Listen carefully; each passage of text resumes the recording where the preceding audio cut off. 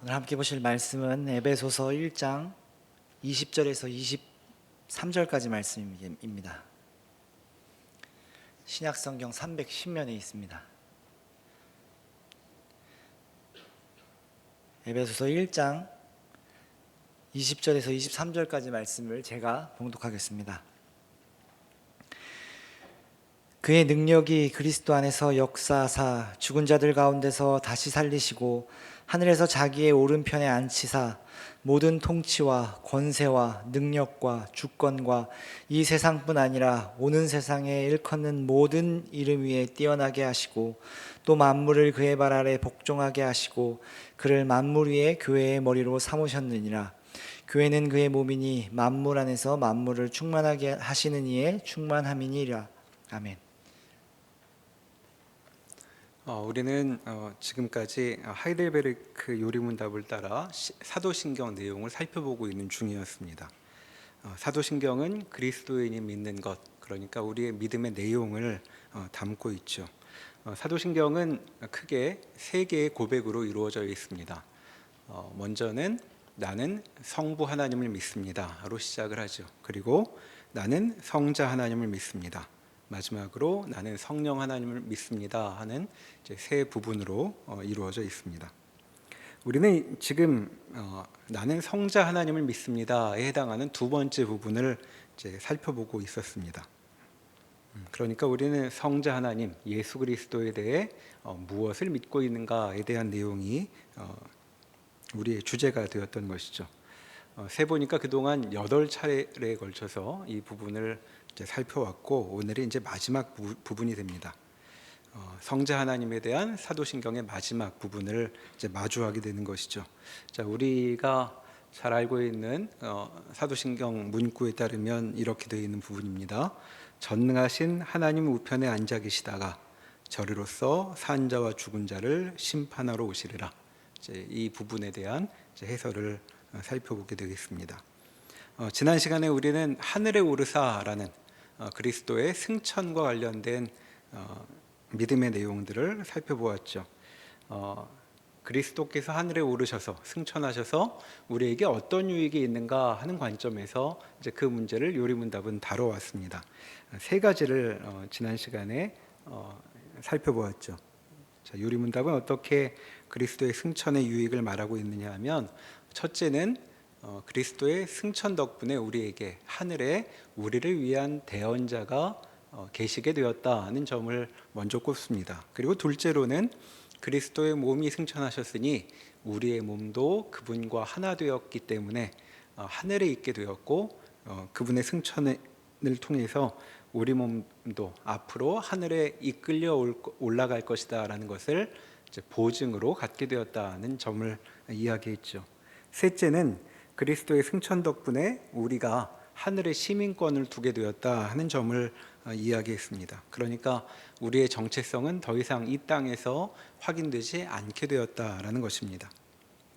자, 그러니까 이제 그리스도의 승천 덕분에 하늘은 우리와 상관없이 저 멀리 있는 곳이 아니라 우리에게 아주 가까운 곳이 되었다고, 심지어 성경 표현에 따르면 우리의 고향, 우리의 정체의 근거가 되었다고 그리스도의 승천이 가르치고 있었던 것입니다. 자, 그런데 그리스도께서 하늘에 하셨다는 것은 하늘에 오르신 성자 하나님이 이제는 이 땅과는 무관하여지셨고 하늘의 일에만 상관하고 계신다는 뜻은 아니라고 오늘 요리문답이 이야기를 이어가고 있습니다. 자, 하이델베르크 요리문답 50문답을 함께 살펴보겠습니다. 제가 문제를 읽으면 답을 같이 소리내서 읽어주시면 됩니다. 하나님 우편에 앉아 계시며 라는 말이 왜 덧붙여졌습니까?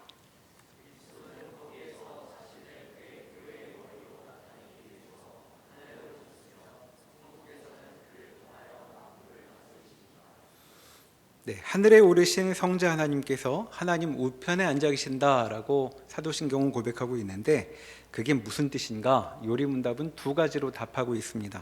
첫째는 그분이 교회의 머리가 되셨다 하는 것이고, 둘째는 그렇게 하여 성자 하나님은 만물을 다스리시게 되었다는 것입니다. 자, 이와 같은 요리문답 답은 우리가 방금 읽은 에베소서 1장의 말씀을 근거로 요약해 놓은 것이죠. 다시 에베소 1장 말씀을 살펴보시겠습니다.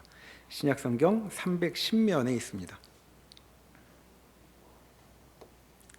자, 1장 20절부터의 말씀을 보면 20절이 이렇게 시작을 하죠. 그의 능력이 그리스도 안에서 역사하사라고 되어 있습니다. 여기 그는 성부 하나님을 가리키는 말입니다. 그러니까 성부 하나님께서 그리스도 안에서, 성자 하나님 안에서 역사하셨다. 그 능력이 그 안에서 발휘되었다라는 뜻이 되는 것이죠.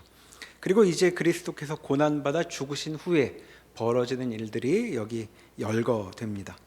자, 성부 하나님께서 성자 하나님을 다시 살리시고 성부 하나님의 오른편에 앉히셨다라는 말씀이 이제 20절에 이어지고 있죠. 이것이 요리문답의 답이었습니다. 자, 그렇다면 그렇게 하나님 오른편에 앉히셨다는 말이 무슨 뜻인가? 21절부터 그 의미가 이렇게 설명되고 있죠. 자, 만물 위에 뛰어나게 되셨다라고 이야기합니다. 21절에 보면 모든 통치와 권세와 능력과 주관과 이 세상뿐 아니라 오늘 세상에 일컫는 모든 이름 위에 뛰어나게 하셨다라고 말하고 있죠. 여기 모든 통치와 권세와 능력과 주권이란 말은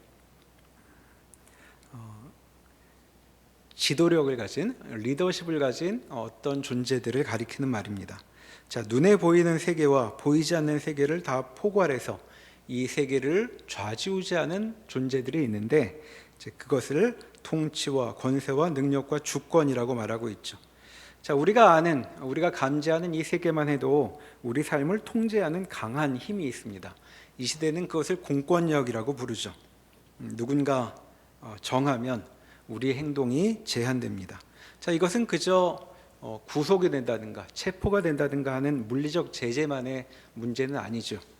자, 교육부에서 시험 제도만 조금 고쳐도 우리 인생은 이렇게 저렇게 바뀌는 것이 우리의 형편입니다. 자, 그런데 이런 힘은 우리가 눈으로 보는 세계에만 있는 것이 아니라 보이지 않는 세계에도 있는 것이죠. 우리 오감으로는 감지하지 못하지만 보이지 않는 세계에도 그렇게 힘을 갖고 우리의 삶을 좌우할 수 있는 그런 리더십이 있다는 것입니다. 그런데 그와 같은 모든 힘이 성자 하나님 앞에 무릎을 꿇게 되었다라고 여기 설명하고 있는 것이죠. 그리고 21절은 한 가지 차원을 더 이야기하고 있습니다. 방금 주권과 다음에는 이 세상뿐 아니라 오는 세상에 일컫는 모든 이름 위에라고 말하고 있죠. 자, 이것은 지금 우리가 사는 이 세상만이 아니라 오는 세상의 리더십까지를 다 포함하고 있는 것입니다. 자, 한 시대를 호령하는 권력자가 있을 수 있죠. 자, 무소불위의 힘을 갖고 사람들의 삶을 마음껏 다스리고 통제하는 것처럼 보이는 즉 그런 권력자도 사실 길어야 몇십 년 안에 자동 퇴출되고 마는 것이 우리의 경험입니다. 언제나 시간이 지나면 새로운 힘이 등장하죠. 자, 그런데 지금 성부 하나님의 힘으로 성자 하나님은 어떤 세계에서든 그리고 어떤 시대에든 구애받지 않고 모든 권력자들 위해 뛰어난 분이 되셨다라고 말하는 것이 하나님 우편에 앉으사라는 말 속에 담겨 있는 뜻이라고 에베소서는 가르치고 있습니다. 자, 그럼 어떤 방식으로 이 우월함이 성자 하나님의 우월함이 드러나는가? 22절에 보면 만물은 그의 발 아래 복종하게 되는데 이 일은 어떻게 이루어지는가? 성자 하나님이 교회의 머리가 되심으로 이루어진다라고 이야기하고 있습니다. 그러니까 그리스도께서는 교회의 머리가 되셨는데 이것은 교회의 우두머리가 되셨다는 정도의 뜻이 아니라 이 세계의 만물의 통치자가 되셨다는 것을 가리키는 것이다 라고 말하고 있는 것이죠. 바로 우리는 여기에서 교회의 각별한 뜻을 확인하게 됩니다. 자, 교회는 일주일에 하루 몇 시간쯤 나와 보내는 곳이 아니라고 여기 이야기하고 있죠. 자, 성경은 교회가 심지어 세계의 중심이라고까지 말합니다. 왜냐하면 교회의 머리이신 분은 온 만물을 다스리시는 분이기 때문에 그렇죠.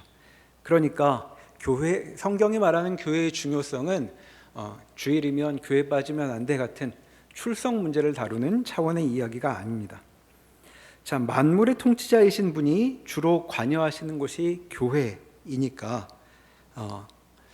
이분의 통치란 우리가 알고 있는 방식과는 다른 식으로 이루어진다는 것을 먼저 깨닫게 되는 것이고, 우리는 교회를 통해 이 세상이 다스려져 가는 다른 세상의 진실을 접하게 된다고 말할 수 있겠습니다. 자, 그러니까 우리가 교회에서 만나게 되는 사람들은 그저 우리에게 익숙한 친구들, 교회 동료들 정도가 아닌 것이죠. 우리는 교회 안에서 세계 전체와 대면하게 되는 것입니다. 자, 여기서 만물을 다스리시는 그분의 진면목이 무엇인가를 발견하게 되는 것이죠. 자, 주님께서 제자들에게 가르치셨던 기도, 주기도문에 보면 이런 말씀이 나옵니다. 자, 우리 자신을 위한 기도를 하기에 앞서서 그의 뜻이 하늘에서처럼 이 땅에서도 이루어지기를 간구하는 내용이 나오죠. 자, 교회에 모인 우리는 이 땅, 하늘을 포함하여 이 세계 전체를 대면하여 하나님께 기도하도록 요구받고 있습니다. 그러니까 교회에 모인 우리는 그 어디에서보다 바로 이곳에서 가장 넓은 세계를 마주하게 된다라고 이야기할 수 있겠습니다.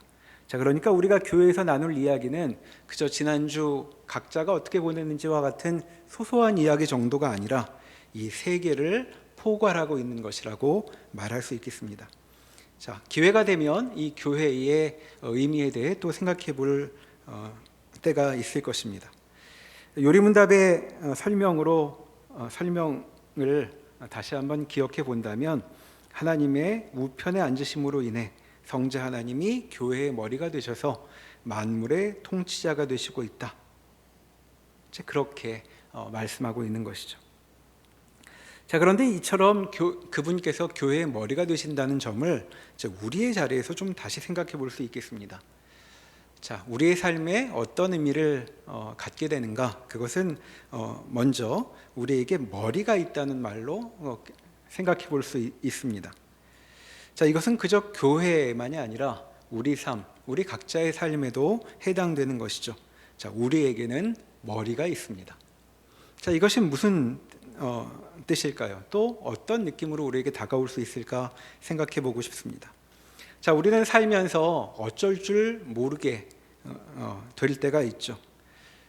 자, 그저 밥을 얻으러 먹으러 갈 것 같은 선택의 문제만이 아니라 대체 이렇게 벌어져 있는 일을 어찌하면 좋을까 싶은 그런 대목에 서게 될 때가 있습니다.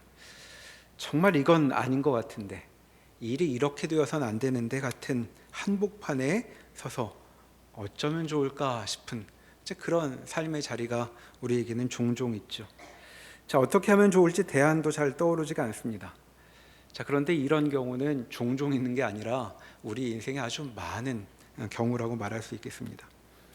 자, 우리들끼리는 머리가 좋다고 말하면 보통 이해력이 빠르다는 뜻입니다. 자, 그러니까 머리가 좋은 사람들은 사태를 빨리 파악하죠.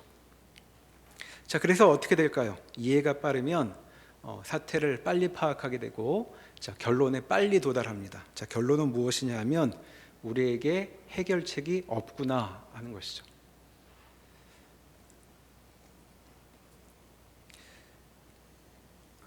머리가 좋아서 대안을 마련하는 사람은 정말 드물고, 머리가 좋아서 눈치가 빨라서 해결책이 없다는 결론에 빨리 이릅니다. 그래서 머리 좋은 사람들은 인생이 참 허망하구나, 그리고 우리의 노력이 대체 무엇이란 말인가, 이런 결론에 더 빨리 이르는 것 같습니다. 자, 이렇게 사람 사는 꼴이 엉망진창이고 또 내 삶도 엉망이어서 더 살고 싶지도 않고, 그리고 기회가 주어진다면 처음부터, 아예 태어날 때부터 다시 시작하고 싶은 마음이 들 때, 자, 그럴 때 사람들은 어찌하면 좋은가? 자, 머리라는 존재를 둔 사람은 바로 이와 같은 자리에서 그 행동이 달라질 수 있는 것이죠. 자, 이젠 끝이라고 도무지 희망이 없다고 말할 만한 그런 자리, 좌절의 자리에서 신자인 우리는 머리이신 성자 하나님을 바라볼 수 있는 것입니다. 그리고 그분을 바라보며 이제는 어쩌면 좋을까요? 라고 말을 걸어볼 수도 있는 것이죠. 그러면 그분은 우리의 말을 듣고 응답하십니다. 그런데 그분은 그저 조언자 정도에 그치는 분이 아니죠. 자, 그분은 우리가 앞에서 살펴보았던 것처럼 만물의 머리, 만물 위에 뛰어난 분이라고 성경은 가르쳤습니다.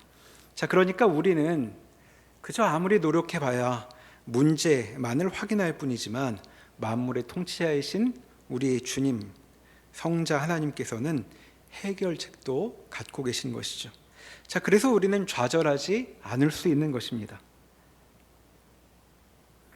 그저 다시 소망을 품고 무언가 힘을 내보는 정도로는 우리의 좌절이 해결되지 못하죠. 그런데 우리에게 정말 대안을 제시해 주실 수 있는 그런 분이, 그런 머리가 있으시다고 성경은 가르칩니다.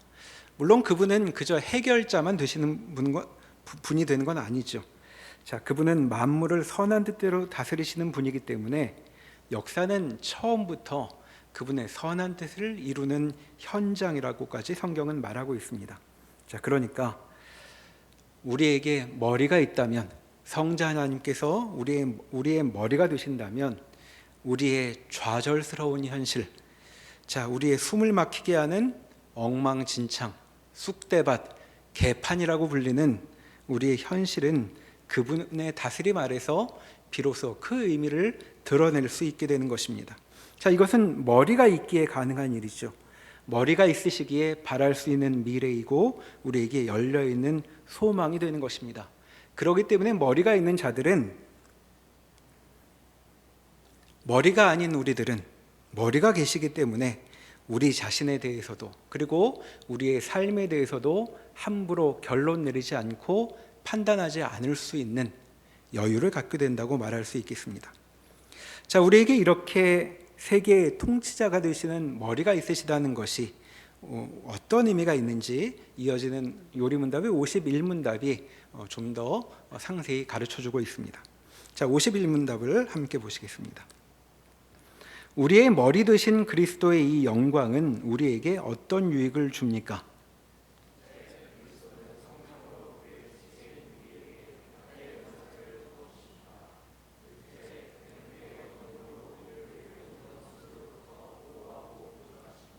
자, 두 관점에서 성자 하나님께서 우리의 머리가 되시기에 벌어지는 일을 여기 말하고 있죠.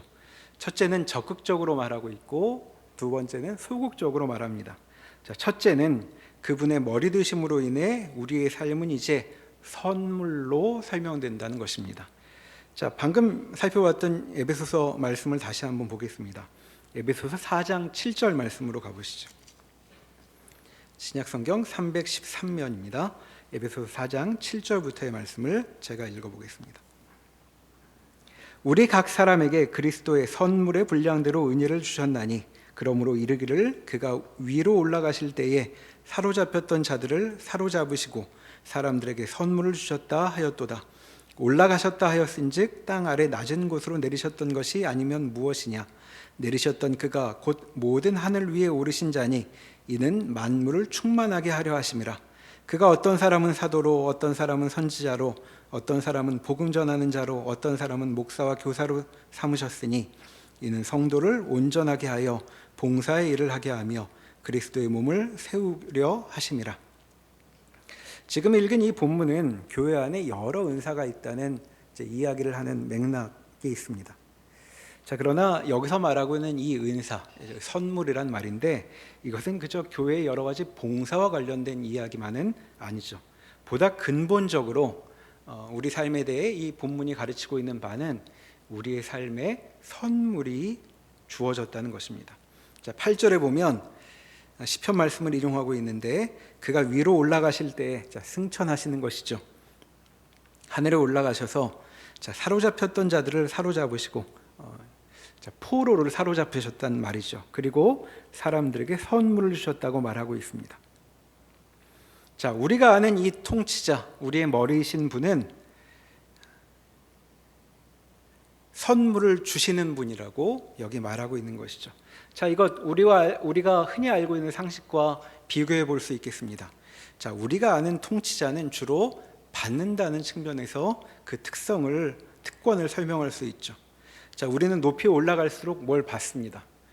자, 많이 높이 올라가면 차도 받고 집도 받고 그리고 마음대로 쓸 수 있는 카드도 받죠.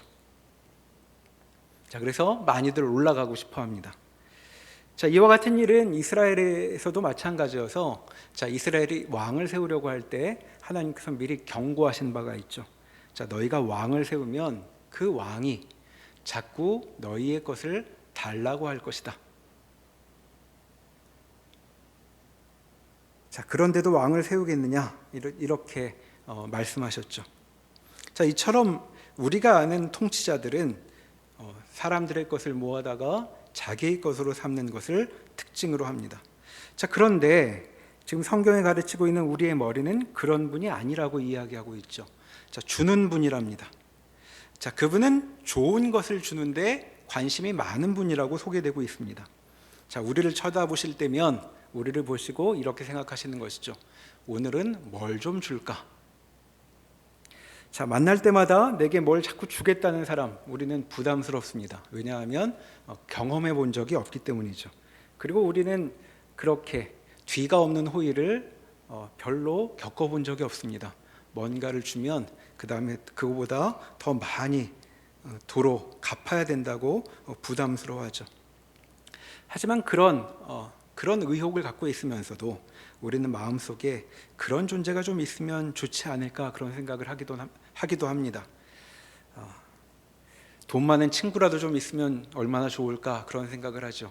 그런 친구가 있다면 예금 계좌에 얼마 남았는지 확인하지 않아도 언제나 만날 수 있을 것입니다. 자, 여러분 얼마 있으시면 친구 만나러 가실 수 있습니까? 아마 그런 거 다 해결해 줄 친구라면 아무 때나 만나러 갈 수 있겠죠. 자, 그런데 그런 우리 마음속 바람이 그저 꿈이 아니었다고 오늘 성경이 가르쳐주고 있습니다.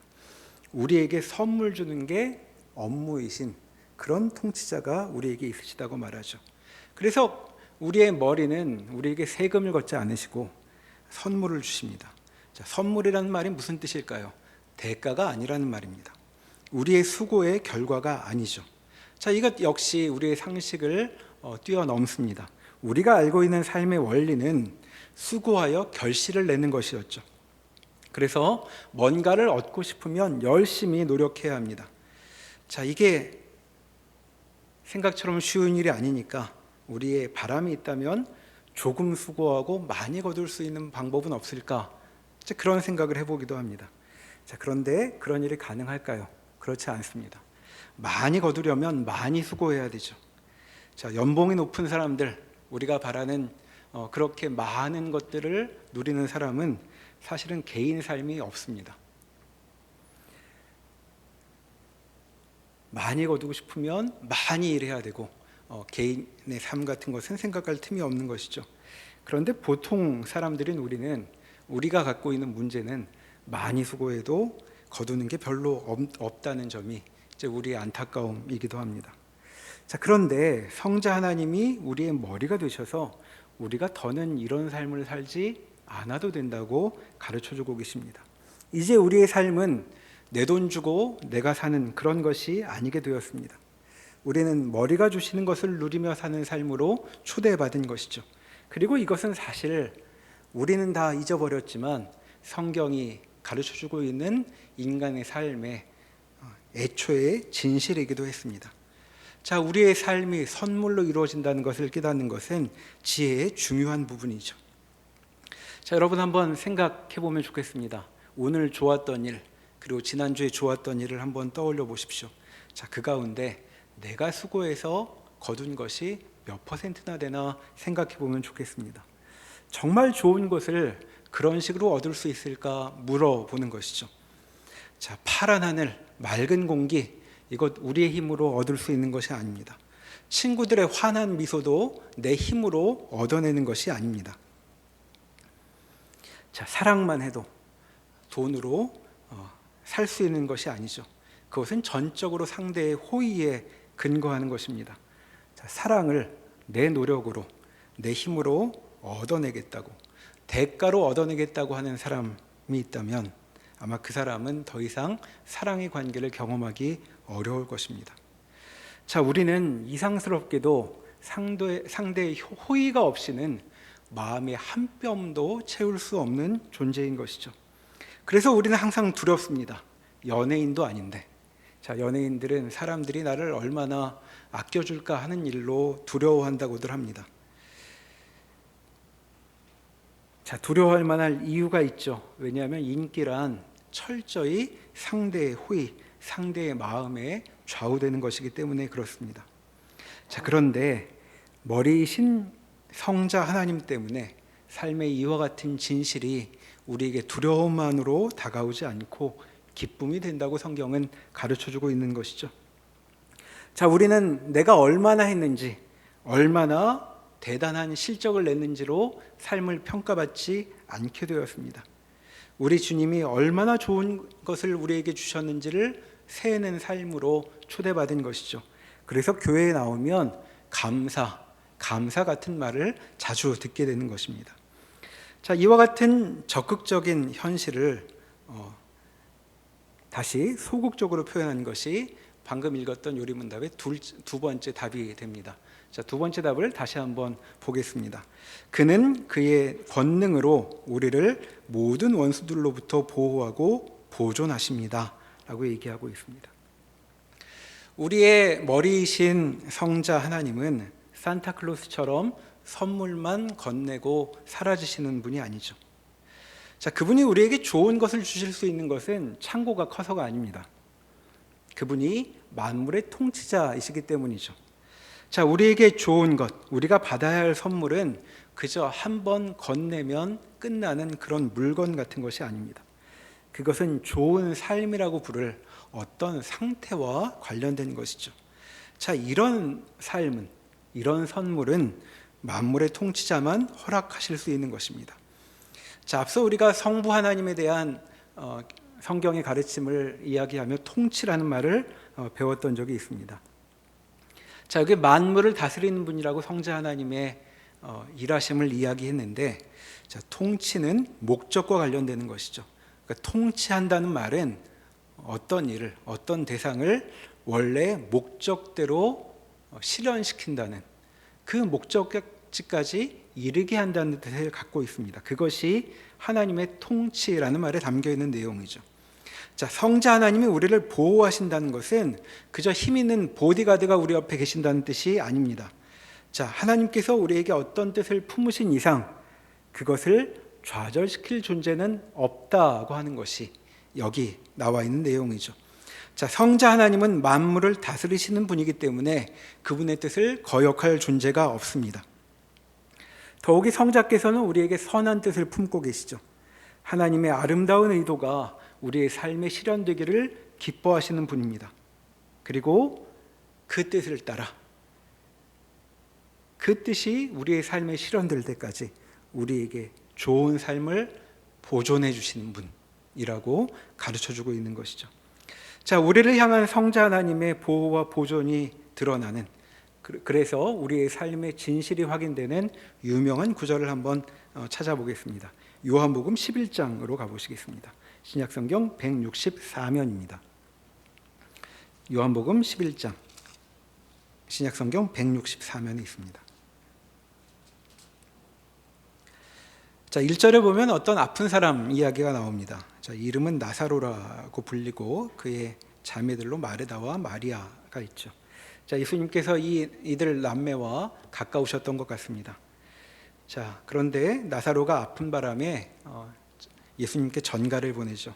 와주시라고. 자, 그런데 17절로 넘어가 보면 너무 늦어져 버렸습니다. 17절에 보면 예수께서 와서 보시니 당도하셨는데 나사로가 무덤에 있은 지 이미 나흘이라 라고 되어 있죠. 자, 더운 기후의 땅에서 죽은 지 나흘이 되었으면 이미 시신이 썩기 시작했을 것입니다. 자, 30절에 보면 나사로의 집에 오시다가 예수님께서 마을 입구에 멈춰 서십니다. 들어오지 않으시고 서 계시죠. 그럴 만도합니다. 왜냐하면 그 집에 가봐야 친구 나사로는 더 이상 없기 때문이죠. 자, 31절에 보면 예수님 오셨다는 이야기를 듣고 나사로의 누이인 마리아가 헐레벌떡 뛰어나옵니다.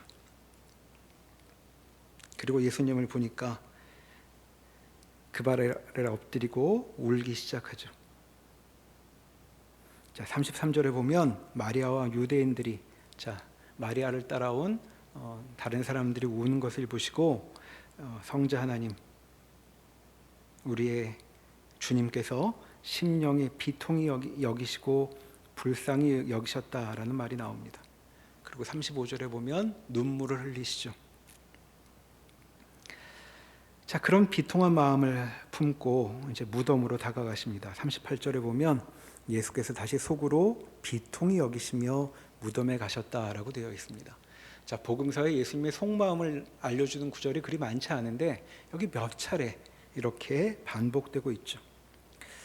자, 무엇이 그렇게 비통하셨을까요? 자, 비통함, 아주 커다란 슬픔인데, 자, 그것은 나사로의 죽음이었습니다. 자, 죽음은 원래 하나님의 창조 안에 들어있지 않았던 내용이죠. 하나님의 형상을 품은 존재는 죽음을 만나도록 되어 있지 않았습니다.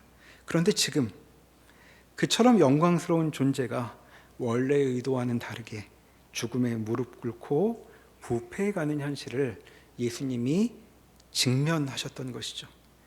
전에 함께 교제를 나누었던 나사로는 이제 불러도 대답이 없는 형체로만 남아있고 그 형체조차 부스러지고 있습니다.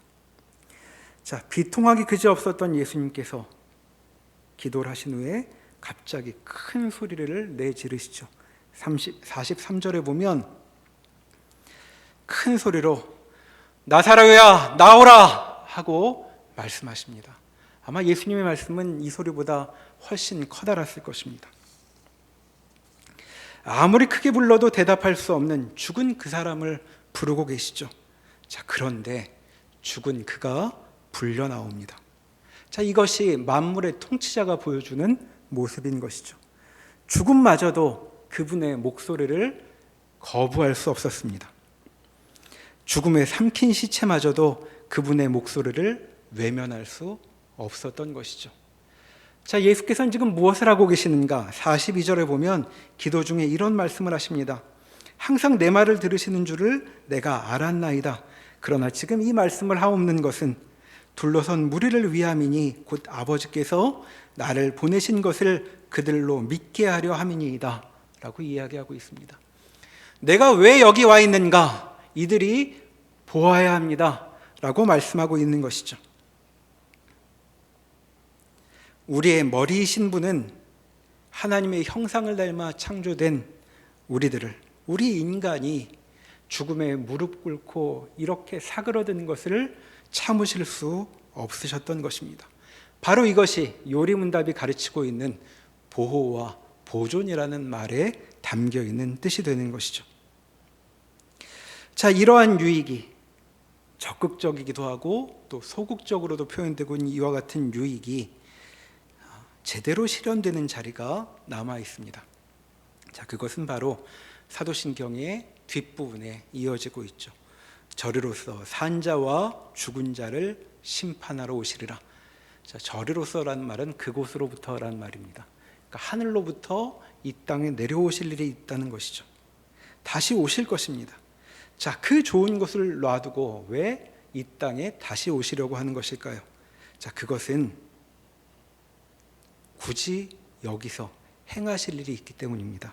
자, 그것은 심판이죠. 심판. 자, 심판이란 말이 무슨 뜻일까요? 자, 심판이란 모든 잠정적인 상태, 과정을 끝내는 행위입니다. 그러니까 심판자란 끝내는 자라는 뜻이죠.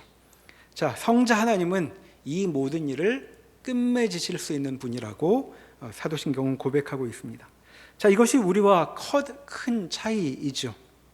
자, 우리는 부푼 마음으로 시작하지만 도무지 잘 끝내지 못하는 사람들입니다. 오죽하면 작심삼일 같은 게 격언이겠습니까? 우리의 모습을 보여주고 있는 것이죠. 자, 그러나 우리의 머리이신 분은 우리와 다릅니다. 그분이 뜻하신 선한 뜻, 선한 계획은 이루어질 것입니다. 자, 어떻게 이루어질 것인가? 52문이 그 이야기를 우리에게 이어가고 있습니다. 자, 52문 함께 보시겠습니다. 그리스도께서 살아있는 자와 죽은 자들을 심판하러 오실 것은 당신에게 어떤 위로를 줍니까?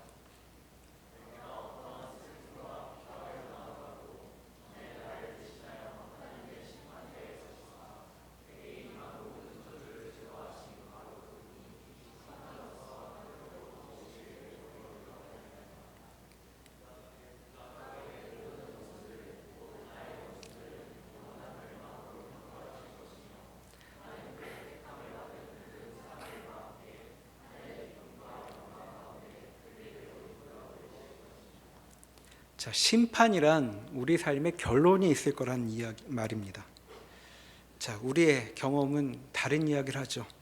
자, 우리는 어찌어찌 시작되었다가 흐지부지 그렇게 살다가 아무도 모르게 사라지고 말 것이라고 느끼고 있습니다. 자, 그런데 그런 우리 경험과는, 우리 느낌과는 다르다고 성경은 말하고 있죠. 우리 인생은 그런 것이 아닙니다. 우리는 삶의 우여곡절을 넘어가서 끝내 목적지에 다다르게 될 것입니다.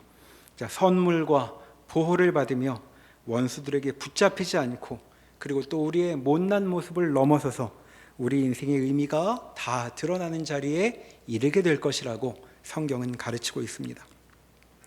자, 만물의 통치자이신 우리의 머리께서 심판의 권한을 갖고 계시기에 심판의 자리에서 우리의 원수들은 모두 무릎을 꿇게 될 것입니다. 자, 우리의 원수는 누구일까? 자, 날 괴롭히는 나 같은 하찮은 족속을 말하는 것이 아닙니다. 만물을 괴롭히는 무적의 존재들. 자, 그 중에 하나가 앞에서 본 죽음이었죠.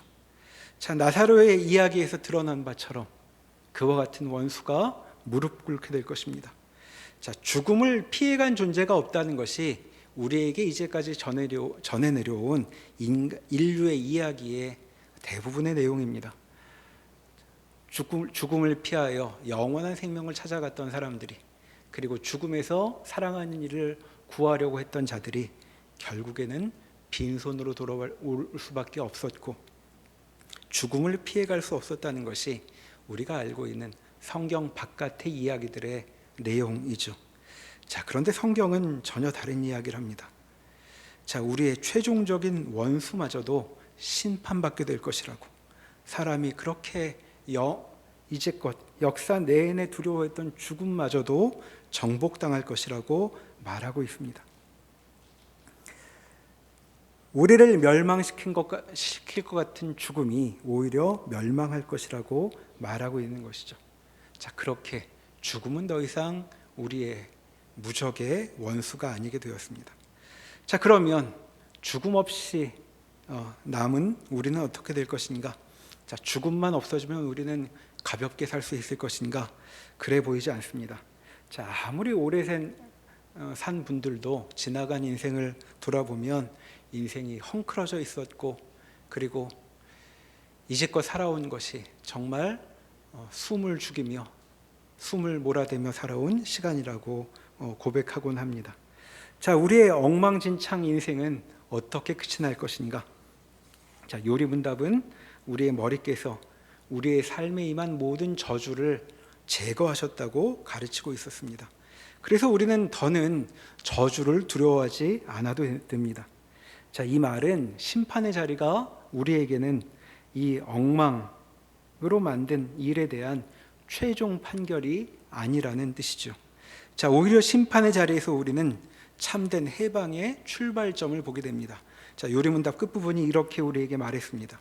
나는 그의 택함을 받은 모든 사람들과 함께 하나님 하늘의 기쁨과 영광 가운데 그에게로 이끌어 들이실 것입니다.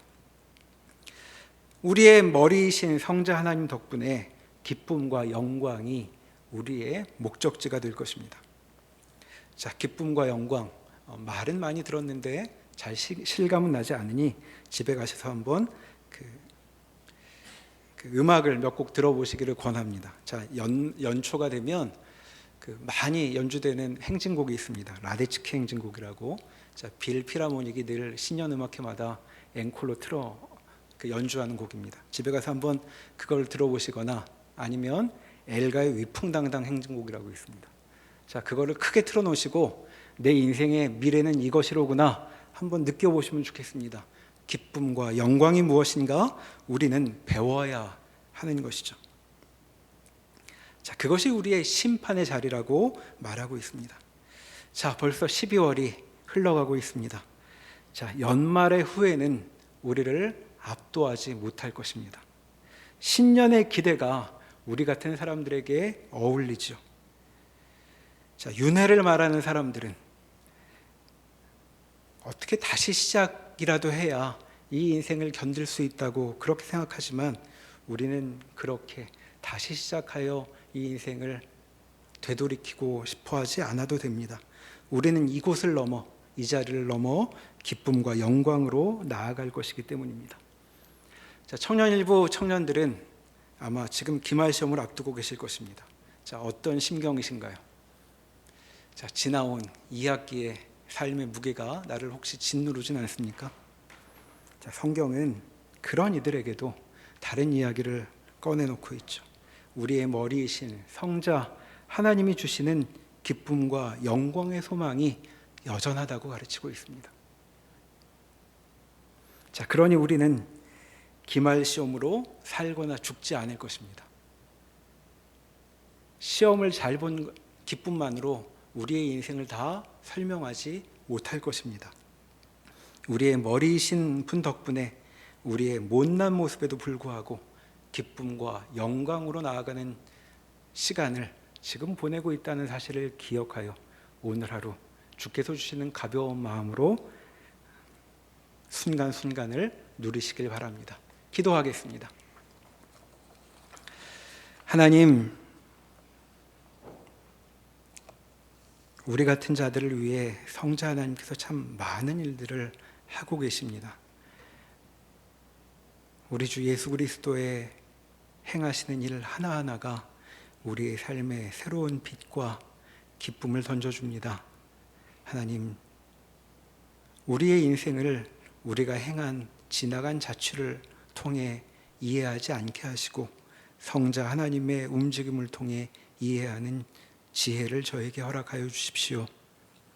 우리가 어떻게 느끼고 있든 우리가 얼마나 부족하게 상황을 엉망으로 만들어 왔든 우리의 주님이신 세상의 통치자이신 머리이신 우리 주님께서 이 모든 일을 바로잡고 우리에게 기쁨과 영광을 허락하신다고 말씀하시니 주의 말씀을 따라 우리에게 주어진 오늘 이 시간을 힘있게 용기를 내서 걸어가게 하여 주시옵소서. 예수님의 이름으로 기도합니다. 아멘.